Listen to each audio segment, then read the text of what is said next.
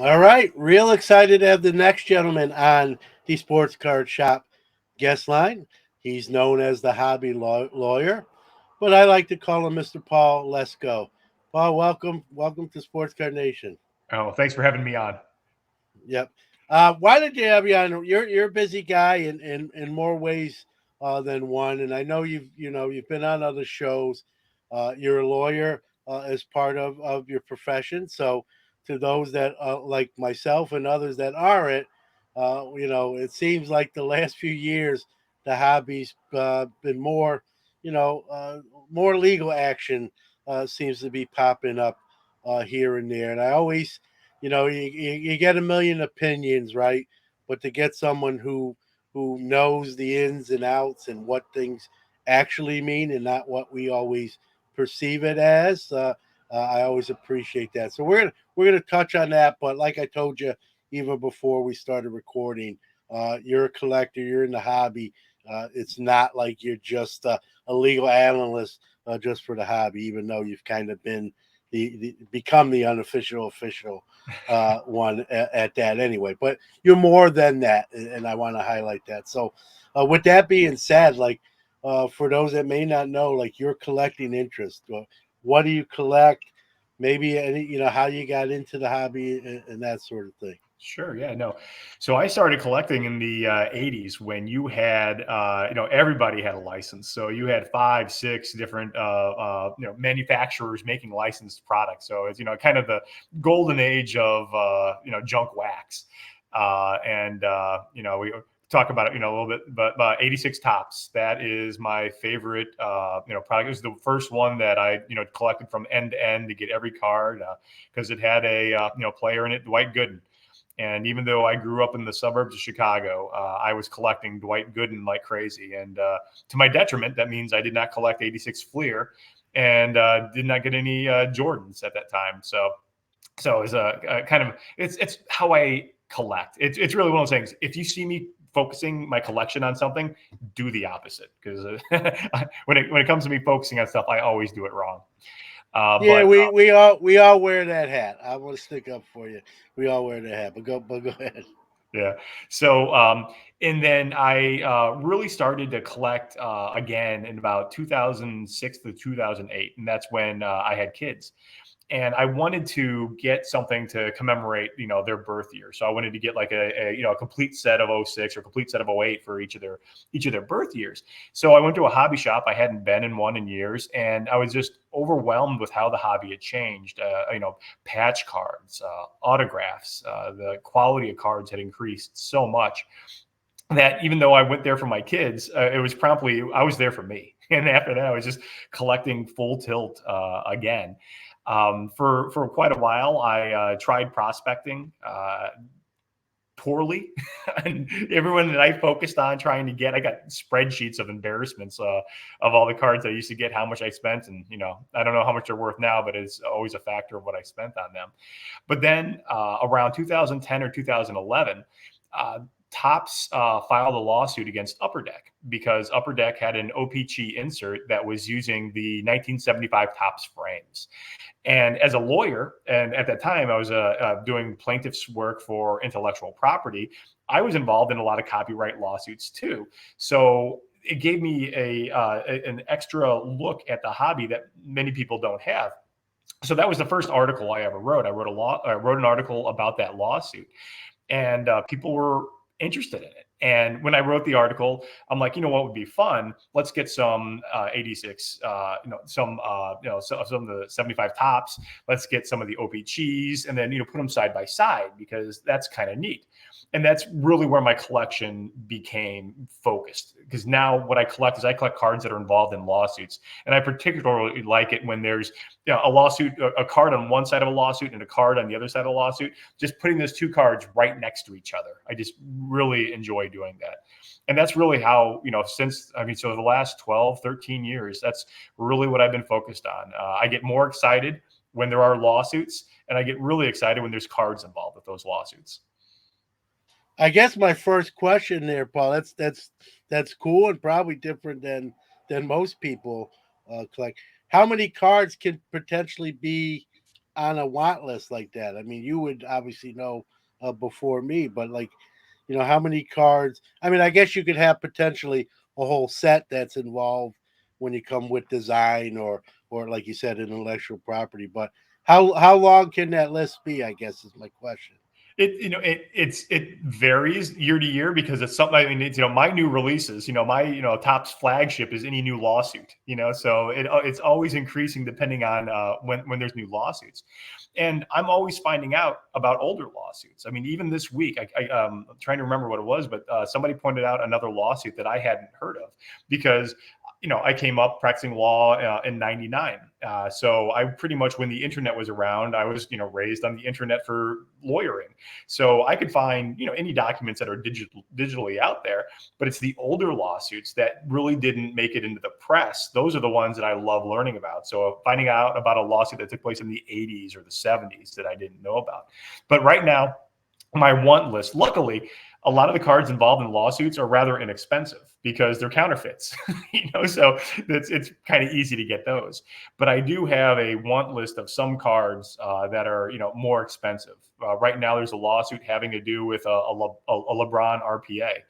And, those are definitely out of my price range. There's also one involving a Steph Curry rookie card, Topps gold refractor. Again, that's going to be well out of my price range. I don't have $180,000 to $300,000 for that card either. So there's going to be some gaps in my collection. And then there's also the fillable, my white whale that I'm hunting down.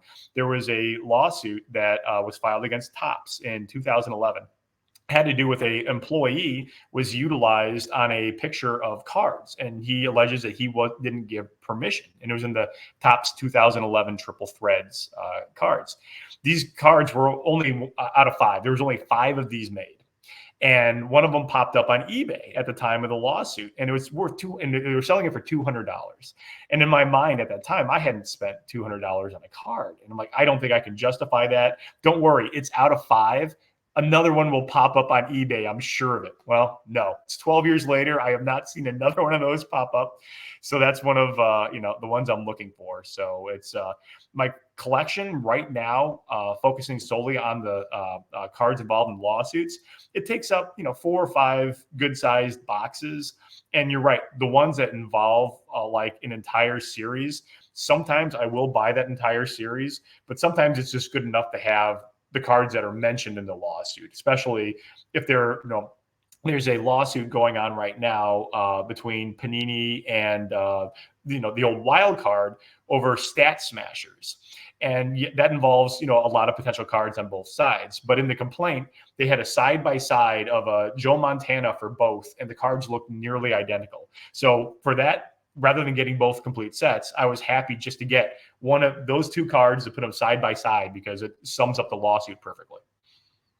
Yeah, no doubt. And jeepers, I mean, I knew there was a lot, but I think I'm going to find out talking to you today, Paul. There's probably more lawsuits than we even, hobby wise, than we even realize, even on a smaller scale than some of the bigger ones we obviously know about. Before we get into all the legalese, like you said, your Chicago, the National was in your backyard, your hometown national.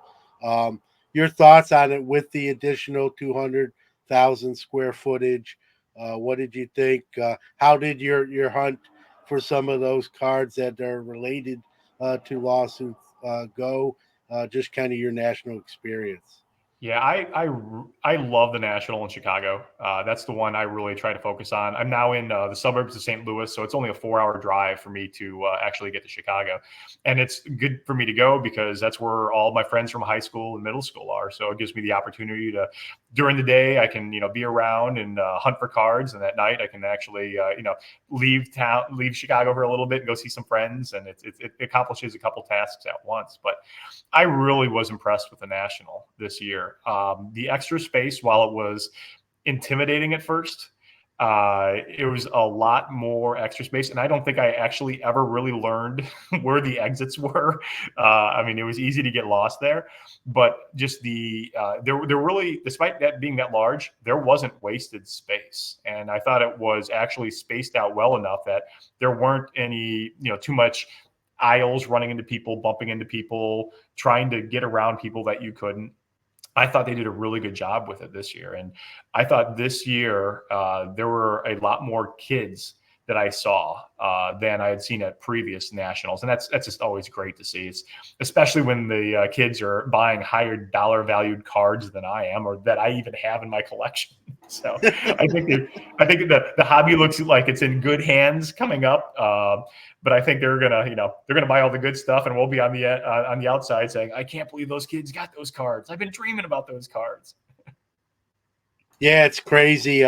I mentioned this on a previous show or in an article I wrote. I can't remember, but there's a young, and I was glad to see it. I didn't stick around. I didn't want to be a nosy buddy, but young man, I'd probably put him between 12 to 14, somewhere in that range, and he had 3 raw Aaron rookies he was looking at that the dealer had pulled out of the case.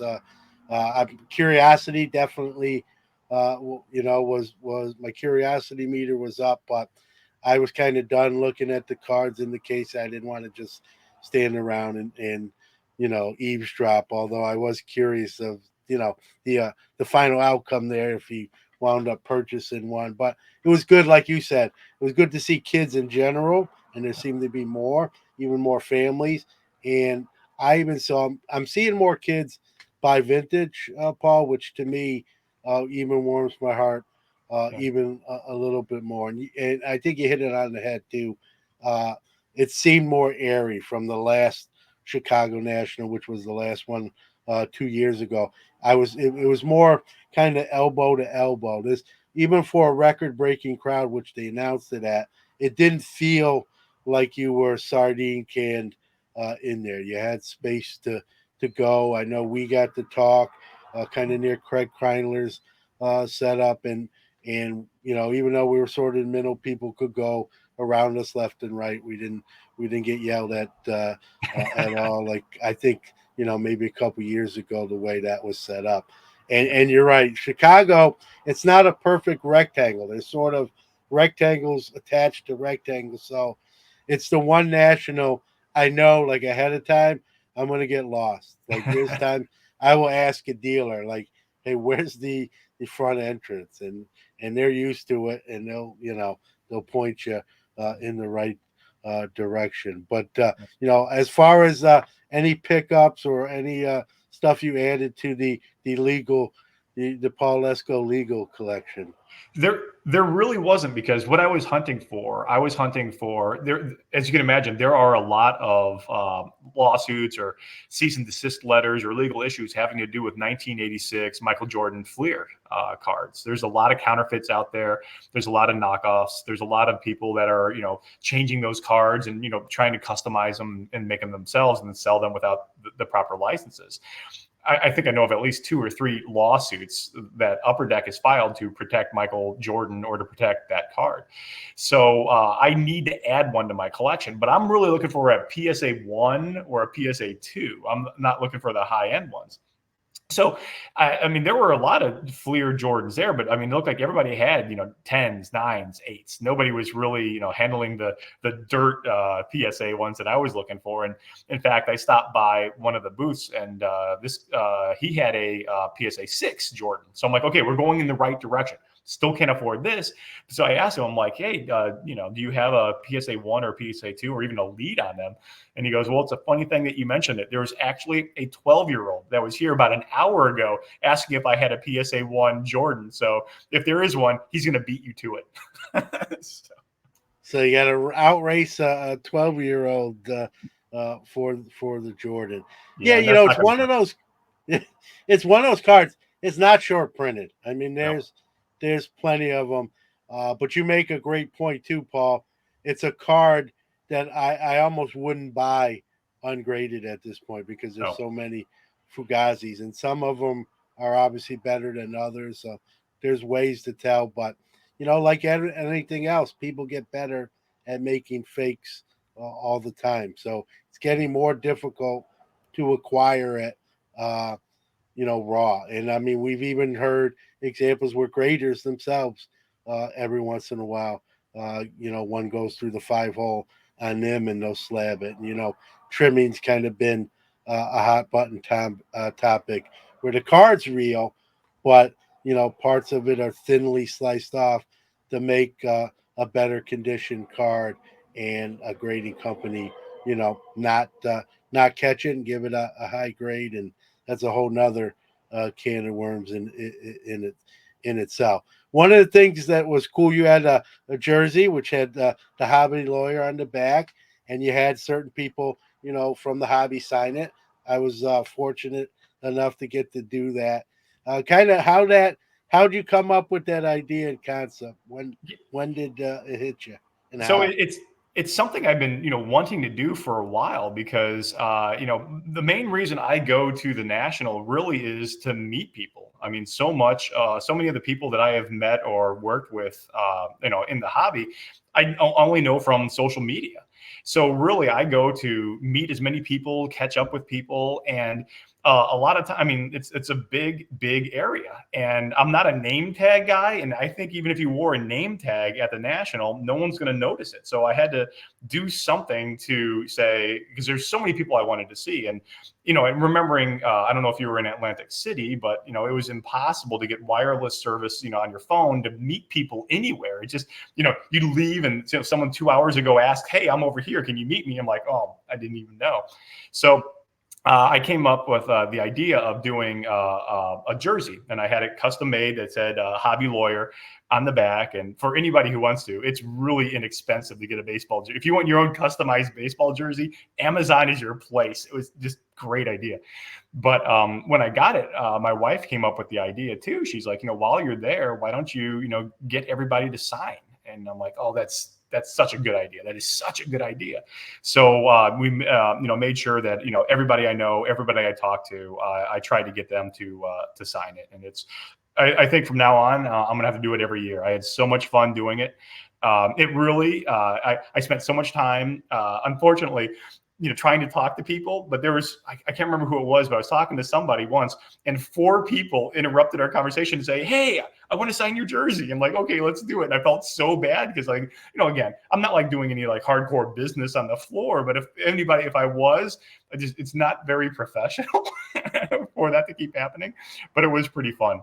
He actually said, "What, Yeah. are you famous?" And I'm like, "No, this is just a fun thing." Yeah, you're famous in a way for what you do. I'll vouch for you there. But I thought it was a great idea. It was fun to see, and like you said, you have now a memento. And if you do it each national you attend, you'll have one Yeah. free. Now, are they going in the rafters? Are they getting framed and going on the wall? What's the end result from That's, you I've got to creating? figure out a way to display it, because I'm not a big fan of framing jerseys. I really like better when they're on a hanger, but I'm trying to figure out what's the best way to do it, because it's ultimately I want to have this in my office at work, displaying there. And so I have hangers hanging my jackets. If I have to go to court, do I hang it there next to them? I mean, so I'm in the market for if anybody knows of a good way to display it so we can see all 360 degrees of it.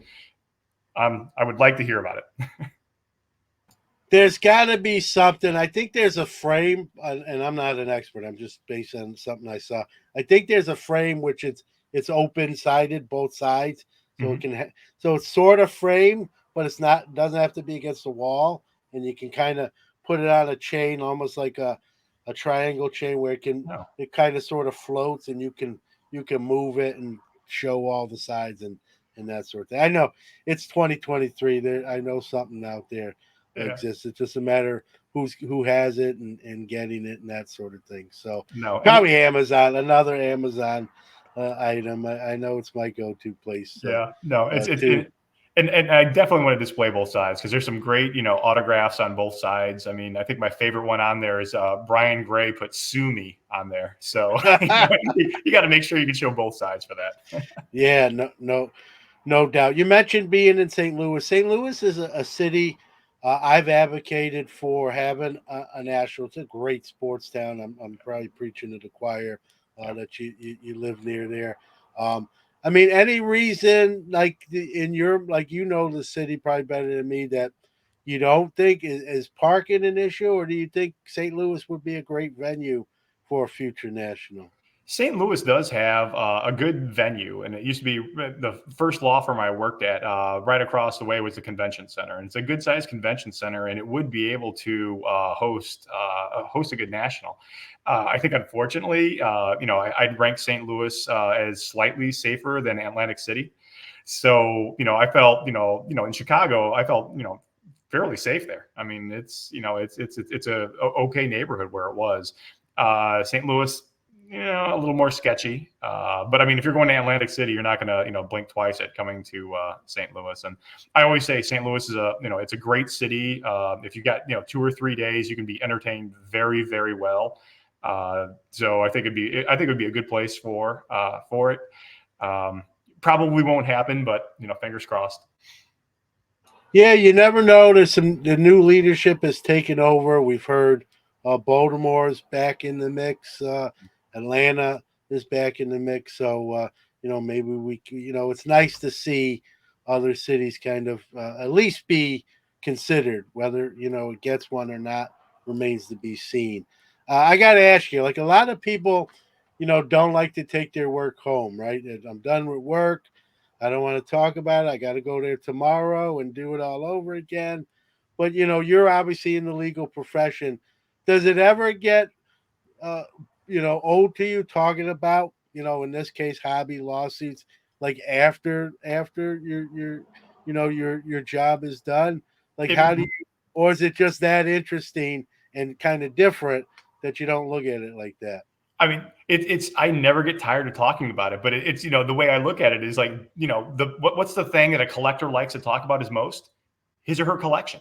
That's really what they like to talk about most. So it gives me the opportunity to talk about sure, I'm talking about the lawsuits, but I'm talking about the cards. Here's the cards, and here's why I like this card. And most people are just like, hey, I have my Mickey 52 Mickey Mantle. It's a really cool card. Yeah, but here's this extra layer where it's involved in this lawsuit, and this crazy stuff happened. So I really, when it comes to trading card lawsuits, I never get sick of talking about them. Now, if this was talking about, oh yeah, and your other lawsuits that you had in your job, you're suing these people, what happened there? Okay, I get sick of that. But when I'm talking about my collection, I mean, do you ever get sick of talking about your collection? I mean, it's just that's why we collect, to Yeah. show it and share it with everybody else. No, it makes sense. It's funny. Did you know from a young age, like I want to get into the practice of law? I want to be in. Do you know early on? Was that About something that? seventh or eighth grade. That's really when I wanted. I knew about it. I read. I can't remember the name of the book, but it was a book that I read, and it was when I read it, it was just talking about things that happen in the courtroom and how the courtroom worked, and I was hooked at that point. It's just I was always arguing with people. So maybe a couple of people suggested it beforehand, but it's worked out. Yeah, it's funny. Real quick story. It was about seventh or eighth grade for me, and I remember the teacher asked us kind of to go around the room and like, hey, what do you want to be? Like, you got time, but what are you thinking about, like for professions? And much like you, I like to debate people sometimes or ask questions and dive deeper. And I've had family say, man, you should, at that time, like, think about being a lawyer. So when it was my turn to, say, hey, what do you want to be? I said, hey, I kind of thinking about being a lawyer. And I remember the teacher saying, "Oh, that's great, John. Are you looking forward to 8 years of law school?"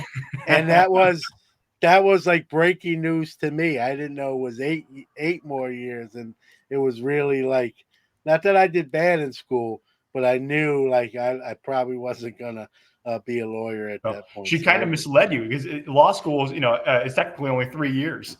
So she misled yeah, you a little bit. Yeah, well, maybe she knew something and was trying to save everybody else. It worked because I'm in the teaching profession, which is almost similar, but Yeah. not exactly. No, So I think the teaching profession is the closest analog to the legal profession because that's how I tell people what I try and do is ultimately everything I'm trying to do, I'm trying to explain it to a jury.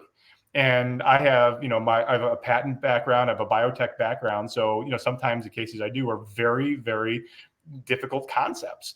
And so if I can't explain those to a jury, then I can lose my case. So it's exactly like teaching. And my sister, she's actually a teacher. So it's one of those things where it's in our blood that we just want to teach. And that's why I went to the law also, is because it's not that you're just a lawyer, you're just arguing. You are actually teaching with what you do too.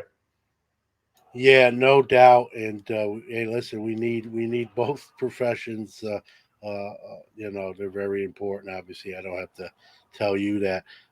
Have you ever been asked, maybe not to get it, but for you, like a legal opinion from, or can you? I don't know if you can say that, or in other words, have you ever been asked for sort of counsel, maybe not unofficially, when it comes to some of these cases? Yeah, no, I, I won't give any specifics, but yes, I have been approached a few times for legal issues in the hobby, and I've actually managed a couple cases also. Now, I like to, if possible, resolve cases prior to filing because lawsuits are they're difficult. They suck. They're roller coasters. You never know what's going to happen with them. So even though I am a plaintiff's lawyer, if you can resolve a case prior to filing, that's a total win. And I think I'm probably forgetting something, but I'd like to think that I've been fairly successful in being able to work out most of the cases that have approached me, just between the parties without needing to get the courts involved. So that's really the most important thing is, with lawyers is you want to get to the right resolution is really what you should be focused on, not just arguing and then trying to get a big, huge judgment because that doesn't happen. Most times both sides are going to pay a lot of money. And then the ultimate at the end, if you go to trial, no one's going to hit a home run. It's going to be a mixed bag judgment. And so if you can at the beginning, work it out. What I mean, it's what percentage of cases get like resolved without going to the court of law and a jury or judge having to make a decision or a ruling? What would you say is the percentage? Yeah, it's over 95%. Wow. Most cases will settle. I've been practicing law since '99, and I think I've had well under 10, maybe between 5 and 10 actual trials. So going to trial is the exception to the rule. Thankfully, it's grueling when you go to trial. It's really hard, and you're going to get the flu afterwards because you're not sleeping and you're not eating right. But yeah, so most cases settle, and I always try when I cover a new lawsuit. I always try to make a prediction, and the safest prediction I can always say is, in all likelihood, this case is going to settle in 6 to 12 months, and it'll settle confidentially, and we won't know what happened. Yeah, that's I knew that number would be high, Paul. I'm surprised when you said 95. I knew it was going to be in my mind. And again, I have no legal back. I would have guessed 80. So to Yeah. hear 95, it's like really puts into perspective of how many cases really don't ever see the inside of a courtroom, which as you pointed out, is not always the best end result anyway for And both it, parties and potentially. it's probably higher than 95. It really is. I mean, it's just Yeah. I've filed hundreds of suits, and I mean probably over thousands. So only going to trial between 5 and 10 times. I mean, I'm probably at 1% or below 1%. Now you said like it's it usually makes the best sense to try to avoid that. Have you ever been in a situation where like this really does need to go to trial? Like this is kind of the exception to the rule. Yeah, that's how a lot of cases, and I always, when I describe cases, people always want to know, well, who's going to win, or are they going to settle? Are they going to talk settlement? And really, what happens is when somebody files a case, they feel strongly about the case. They think they're going to win at that point. And then when somebody's been sued, they're automatically angry and they think no matter what, they're going to win. So what has to happen is you have to have someone has to lose some motions. You've got to have somebody who starts losing stuff, or preferably both sides start losing motions. And then at that point, then the parties can talk and get something resolved. But sometimes there is a case where if you're a defendant, the plaintiff might want too much money and it might make no sense. You might be dead to rights, but they're asking for, $1 billion when actual damages is only $10,000. In that case, you got to go to court. And then sometimes, you'll have a defendant who doesn't think that they've done anything wrong, and they clearly have. So sometimes you just need that judge just to tell both sides, hey, there's potentially an issue here. You're going to have to go in front of a jury to figure it out. And then once, both sides hear that, that's scary, especially if you have two large companies, because you're really having, 6 or 12 strangers in the jury are going to make a business decision for two companies. Nothing scares a company more than that.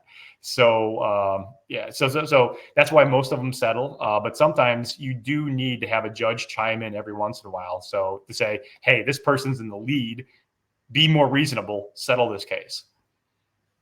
Yeah, and lawyers too, right? That's where you can come in and say, listen, I've done this a while. I know the landscape.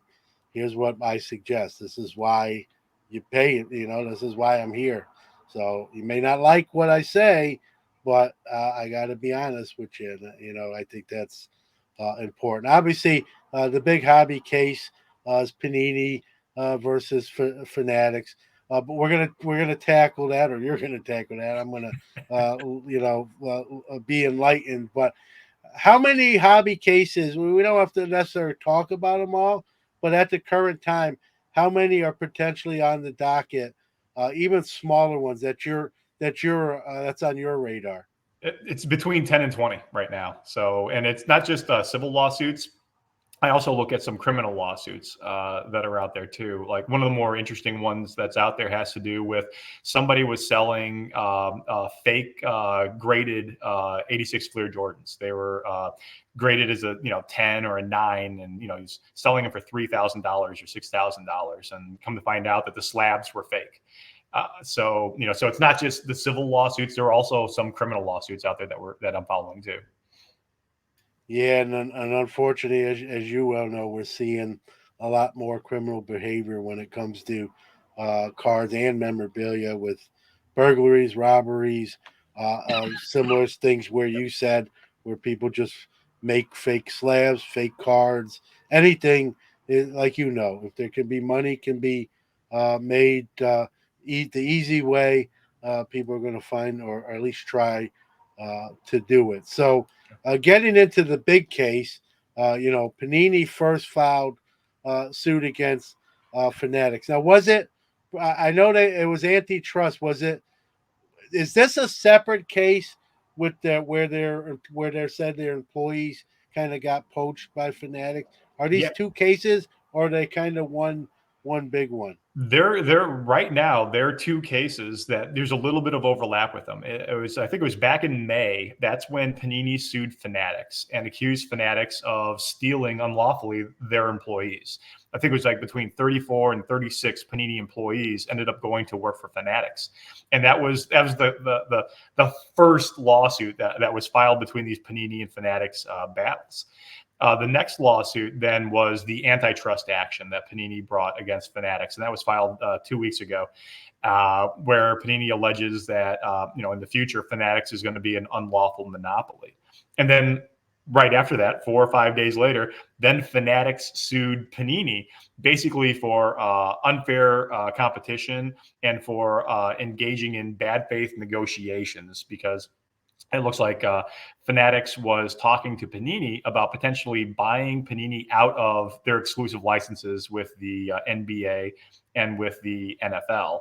And Fanatics alleges that Panini wasn't engaged in good faith negotiations there, dragged the process out, made Fanatics spend $10 million on legal fees and lawyers and setting stuff up.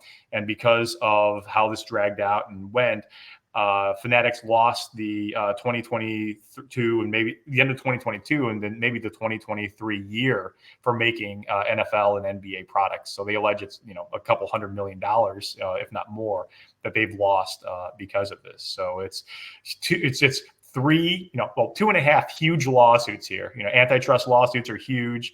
The damages and the Fanatics suit against Panini are huge, and the theft of, alleged theft of employees and trade secrets is, it's smaller. It's still big, but it's smaller. So you got two and a half large lawsuits, and they're all in different courts.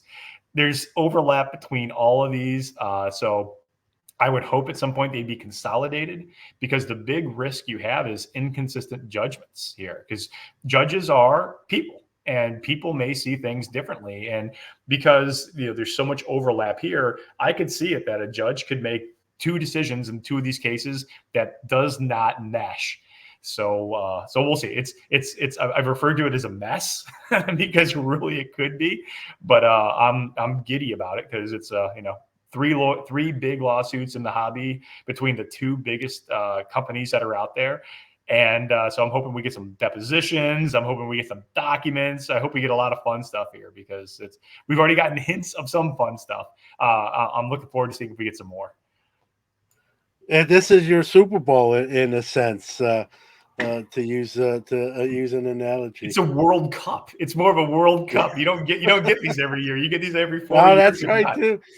That's funny. Yeah, we'll call it the World Cup of hobby litigation. When a company files a lawsuit, I know it's no one right answer, but generally, what's the initial cost of that? What's the, price wise? What's that going to cost out of that, their coffers, just even to file that motion or file that legal action? What's that initial bare minimum at the very least? And so I've so for the last 15 years, I've done plaintiff's work. So I've really focused on, actually more than 15 years, but I've focused on plaintiff's work. And it's been on contingent fee work. So actually, the percentage, I would only get paid if we won or settled the case, and then it would be a percentage out of the settlement. But before that, the first 5 or 6 years that I practiced, I was at a large defense firm, and this is 99 to 2004, 2005, that time frame. And so to file a case, to prepare a complaint, it was not unheard of to be $20,000 at that time just to file a complaint, a simple complaint. Not looking at like these complaints, like the Fanatics complaint is like it's almost 100 pages, although a lot of it's pictures. And then, Panini's complaints weren't short either. So if I had to guess, you're probably closer to $50,000 for those complaints.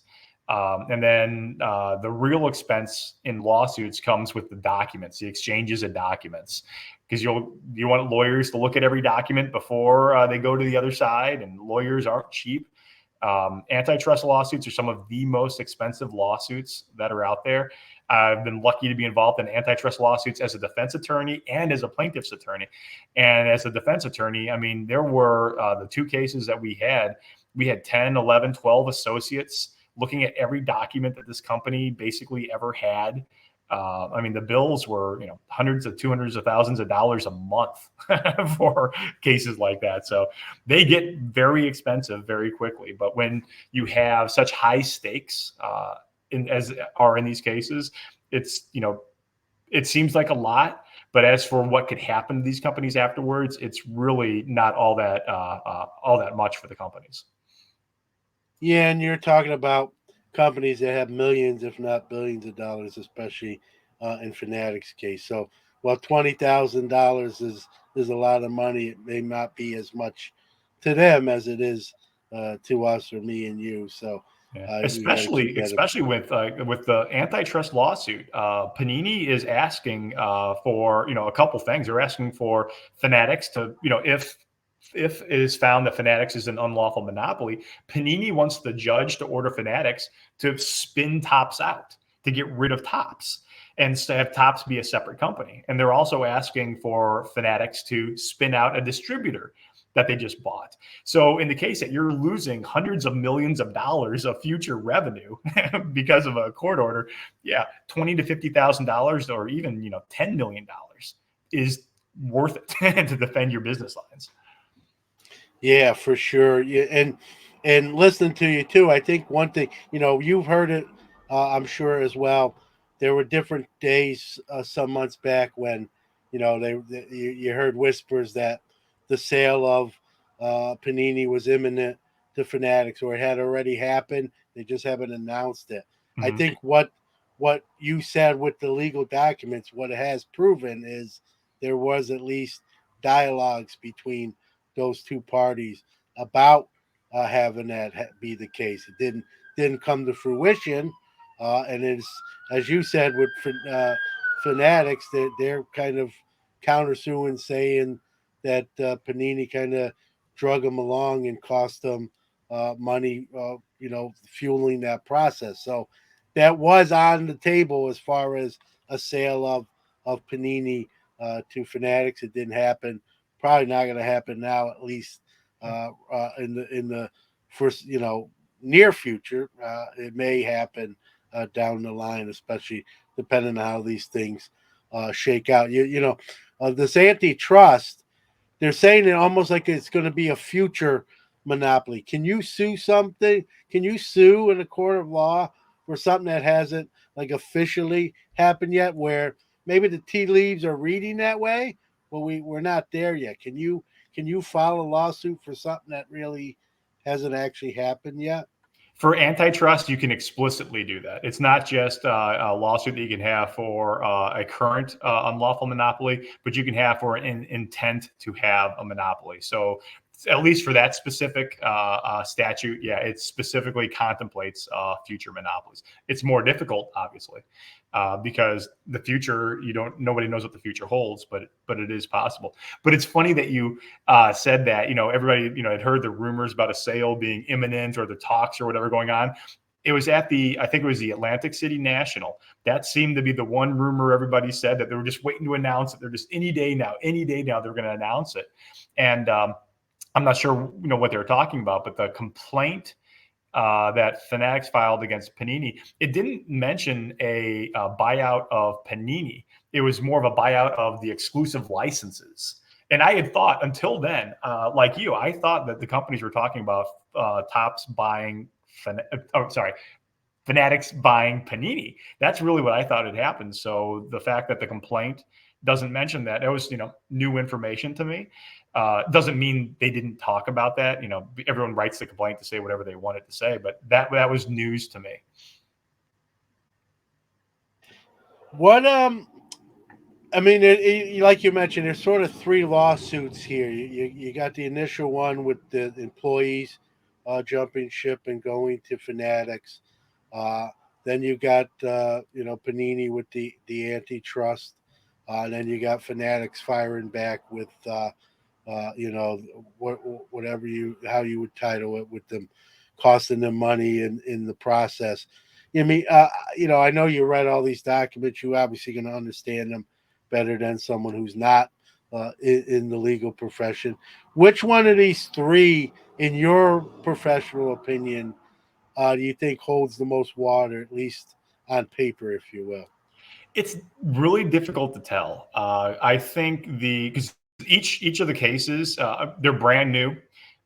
You really only in a complaint need to put enough information in the complaint to get past a motion to dismiss. You don't actually have to show all your evidence. So it's at this point, I think it's too difficult to tell. I think the Panini lawsuit about the theft of employees, I think that's a hard one, because they're alleging that there's like a theft of trade secrets, or there's kind of hinting that there's like trade secrets or confidential information went from Panini to Fanatics and was being used. And but they don't give any specifics about it. And we've all collected cards for a long time, and it's hard to see what the trade secrets are. I mean, obviously, like customer lists or pricing information, that could be, some types of trade secrets. But without any real meat on the bone for what the trade secrets are, it's really difficult to assess that case. For the antitrust lawsuit, I think that's a tough one too for Panini, because they are the exclusive licensees and have been for a long time for the NFL and the NBA. So it's kind of hypocritical for them to bring that lawsuit. And then the new lawsuit brought by Fanatics against Topps. I mean, it's 60 some pages of allegations with 30 pages of pictures that go with it. There's so many things going back and forth. I really want to see what Panini's response is to that one too, because that one could just boil down to a he said, she said. And then in that case, it goes down to a jury. And what does a jury think? Because a lot of the allegations in that Fanatics lawsuit were, hey, we're actually, would be good for the market because Panini's made all these mistakes. They've done all these things. They've made cards more expensive. They made poor quality, and we would do the opposite. That opens the door for Panini to come back and say, really? Okay, well, here's a laundry list of where you guys have done that, or here's how we're better than that. So I would say, looking at all these, you can't find a clear winner. What you can say is these are going to be very expensive lawsuits for both sides, with both sides fighting these issues out. I don't want to put words in your mouth, Paul. You can tell me I'm wrong, but kind of hearing what you said, it sounds like, in your legal opinion, the theft of employees and or intellectual services or properties might be the weakest of the three. I asked you kind of which one was the strongest one. You agree with that assessment, or? It is, but that's just because I think Panini they don't need to. They don't need to. They kind of need to, but they don't need to say exactly what was stolen. They just say stuff was stolen. So without knowing what that stuff is, it's hard to really assess it. But because of that, I think, yes, that is the weakest one, because had I drafted that complaint, I would have said, for example, we have a trade secret that covers how we clear checks or whatever it is. And this employee who was in charge of this went over to that company. And what do you know? They started clearing checks in the same way. I would have put something like that in there, and there was nothing there. So without that, it seems, maybe it's there, but since it's not there, I can only assess that I would have put it there. If you didn't put it there, maybe there's a reason you didn't. So I would say that's probably the weakest. You think it? I mean, again, it's all speculation. You think it's not there because maybe they don't have. It's more sour grapes that you took some of our folks, and or you think they're trying to.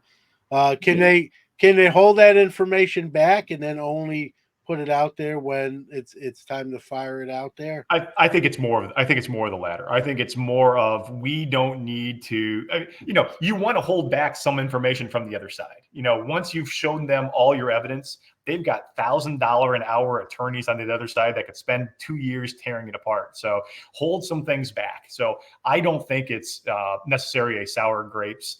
I think it's, if there are trade secrets, they don't need to show them right now. Hold on to them. Don't show them just yet. All right, I gotta ask you. I mean, it's how do you think this? Again, it's all speculation. I mean, you think this? Again, like you said, you got three parts. They're not even in the same necessarily court. They sort of overlap. I mean, you think this gets, goes to a courtroom, or how do you think this thing ultimately shakes out? I think we're going to have multiple battles in multiple courts, and that will ultimately drive the parties to settle the case confidentially, and we will never know what happened. I think, there is a chance that, with the employee stealing case, I think Fanatics could possibly get an early win in that case, which would require Panini to refile the case.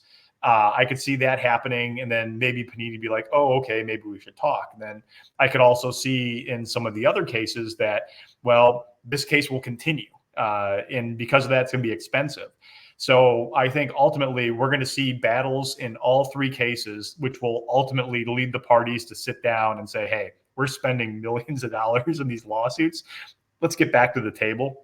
Let's see if we can't do something. And that might be what's really going on behind, the closed doors. Maybe the price that Panini wanted for the buyout of their exclusive licenses wasn't high enough. So let's bring a lawsuit and make them pay money so they'll offer us more. And maybe Fanatics coming back is, what? You're going to have to start spending some money now defending our lawsuit too. So our price that we had for your exclusive licenses was more accurate. So all these lawsuits could really just be negotiations taking place in the courtroom rather than the boardroom.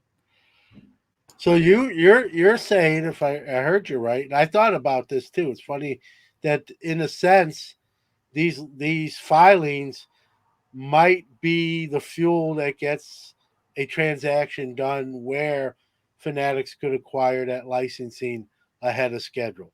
Yeah, I think that's the most likely result. And then the case, will settle confidentially. We won't know who got paid. We won't know who paid more, who paid less, or what. And we'll just see that the future of the hobby is going to be Fanatics for a while. As someone that's again in the legal, does that scare you that one company has that much power in the industry slash hobby? It we're used to it. I mean, again, like I said, we grew up, Yeah, I don't know when you started collecting, but in the '80s, I mean, it was just yeah. the ability. Okay, we're out of tops today. Okay, let's go get some Donruss. I mean, you always had other stuff, and everybody had a favorite manufacturer, and everybody, every once in a while, you'd go through other product lines, you get other cards. So I liked that world better. I liked it when there were a lot more manufacturers that are out there. But really, we've been under the exclusive licenses for the last 10 years now. So, yes, people will complain about about everything that's going on, but it doesn't really scare me for the hobby. It's just continuation of how it was. And I mean, if you look back in the 80s when everybody had a license, that was the junk wax era. That's kind of how the hobby got set back for 15 years and pushed back to now only coming up in the last 10 years to be where it is. So, whether it's lots of licenses or only one licensee, we'll always find something to complain about, but it doesn't scare me. It's just different things to collect. Does that listen? Fanatics is getting those licenses. It's not a matter of if. It's just a matter Yeah. of when now. Do you think once those licenses exchange hands and they hold three of the four major sports, you think more legal cases are on the horizon because of that, or potentially less? I think it could be. I think it'll still be probably the same. Leaf will still be out there. Upper Deck will still be out there. Those are your two most litigious companies that are out there. And even with the Fanatics out there owning a lot more of the IP, they'll have to enforce it. Sue counterfeiters, sue companies that are infringing their things. So I don't think it'll drastically change the amount of litigation that's there. I think it'll, again, Upper Deck and Leaf file more lawsuits than anybody else. So they're as long as they're separate, we'll always have something to collect. Yeah, so you're still going to be busy. Don't worry. You're not going anywhere. Now, sometimes I got to ask you this. Sometimes I have guests on this show that are involved in some of these companies that are involved in this litigation, and they will always tell me, John, I know you want to ask, but unfortunately I can't discuss it. It's an ongoing legal matter. How accurate? I'm not saying someone's lying or you're calling them. How accurate is that statement that they can't say anything whatsoever? They can say whatever they want, but they shouldn't say anything. As a Yeah, lawyer, I always tell clients that again, it's your case. You're free to say whatever you want about it, but remember, there's an $1,000 an hour attorney, if not 10, on the other side who's going to take every single word that you say and twist it up against you. So don't say anything. Let's no matter what happens in the public with the case, that has no effect on what actually happens in the lawsuit. Only the court filings are going to be what wins the case in the lawsuit. So don't say anything about it. So as a lawyer, that's exactly what I would tell my clients. Don't talk about anything. You're not going to help the case. You can only hurt the case. Now, as a collector and as somebody who likes looking at the lawsuits from the outside, I want more Brian Grays. I want more people talking about the lawsuits and being open about it. Even though, if I was his lawyer, it would scare me to death. Just like, I mean, I love Brian. You never know what he's going to say. So as a lawyer, you would hate that. But as someone watching the lawsuits, I love it. I love to see his reasoning and why he's doing everything. And it's refreshing to see because you're right. Most times you're going to get, I can't talk about it. It's ongoing litigation. We don't talk about it. yeah, that's what I get. I always just wondered how much. Like I know they're not just making that up. I just wonder how accurate. But like you said, it's kind of like Miranda rights. You have the right to remain silent, but anything you can say can be used against you. So if Yep. they go on a podcast and slip up and say something that uh, paints them in a bad light, or can be used for the other side to say, see, here's what we're talking about. It makes better sense for them to just, hey, sorry, John, can't go there type of deal. I just wondered, were they, do they say that themselves, or they really, is somebody really saying, hey, do yourself a favor Oh and no, mum's the their word. lawyers told them that. Their lawyers do not. I see you're going on a podcast tonight. Do not talk about this. Yeah, yeah. No, it makes sense, and I get it, and I'm obviously respectful of that fact. So, and there's, as you know, there's ways of asking questions without asking the exact question, and sometimes you get an answer, sometimes you don't. Listen, I appreciate you coming on. Glad to have you on, sharing a lot of that insight that for someone like myself who was a wannabe lawyer back in eighth grade, but didn't do it. You fill in a lot of that info, and I think for anyone, like I'm gonna plug your Twitter at Paul_Lesko. You break it down like nobody's business. No one does it better, and so again, thank you for coming on and filling in some of those blanks, even giving opinions, right? Some people are afraid to, like, they just kind of want to play it down the middle, but you give your honest assessment. Where can people find those honest assessments and the way you do break it down for current cases and future ones that we're going to have as well? Yeah, no, just yeah. I'm always on Twitter at Paul_Lesko. So feel free to check it out there. And if you have questions on cases, I try to respond to people because I figure if I'm not explaining something so that everybody can understand it, I'm failing as a lawyer. And really, by talking to people on Twitter and explaining cases, it's actually practice for me being a lawyer so that I can get better explaining my cases to a jury. Now I got it. One last question: how often does someone like DM you or email you and like with like personal, like, hey, do I have a case here, like their own legal processes? Does that happen It a lot? it it does. It does happen a lot, and I always have to, start off with the beginning that, hey, I'm very picky when it comes to my cases. I've rejected in my career 99% of the cases that come to me. So, we can ask and we can talk about it, but most likely I'll be referring you to another attorney. So, Yeah, that's it.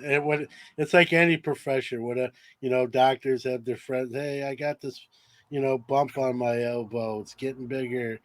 And like I imagine it's the same way in the lawyer yeah. business that everyone wants hey, what do you think, or you want to take this, or that sort of thing. So Yeah. The uh, easiest are the ones when it's outside my specialty. Like, I've been arrested for this. Can you help me? I'm like, no, I can't. I don't know anything about the criminal law at all.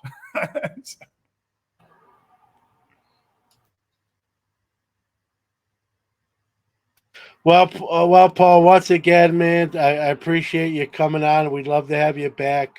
Maybe kind of follow up with some of these cases as they develop and change, and things kind of shake out. And like you said, there's probably always gonna 10 or 20 that we all know about, the big one, and then there's that 19 other ones we've either forgot about when the next shoe falls, and that sort of thing. So love to Yeah. have you back, and I would like that awesome because, what you do.